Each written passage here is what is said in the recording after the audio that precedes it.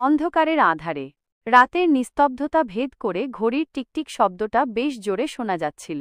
বাইরে ঝড়ের শব্দ, গাছের ডালের খচখচানি। কেয়ারা একলা ঘরে বসে ভয় পেয়ে আছে।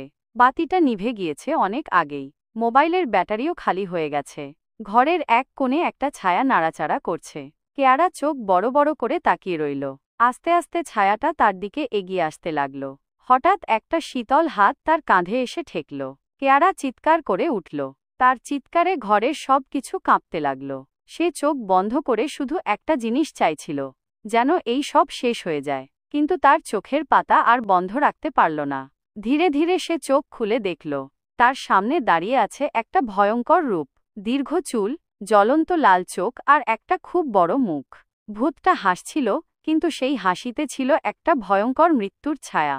কেয়ারার শরীর কাঁপতে লাগল। সে আর চলতে পারছিল না। তার পা দুটো যেন মাটিতে পুঁতে গেছে। ভূতটা ধীরে ধীরে কেয়ারার দিকে এগিয়ে আসতে লাগল। কেয়ারা চিৎকার করে উঠল, কিন্তু তার কণ্ঠস্বর আর বের হচ্ছিল না। কেয়ারা ভূতটার দিকে তাকিয়ে রইল। তার চোখ দুটি ভয়ে বড় হয়ে গিয়েছিল। সে আর কিছু করতে পারছিল না। ভূতটা ধীরে ধীরে কেয়ারার কাছে এগিয়ে আসতে লাগল। হঠাৎ কেয়ারা পাথরের মতো শক্ত হয়ে গেল।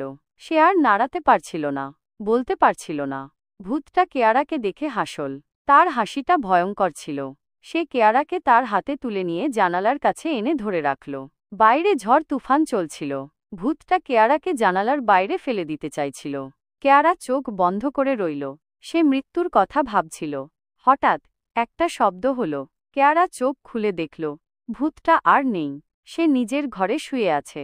তার পাশে তার মা দাঁড়িয়ে আছে। মা বলল, কেয়ারা, তুই স্বপ্ন দেখছিস? কেয়ারা তার মাকে জড়িয়ে ধরল।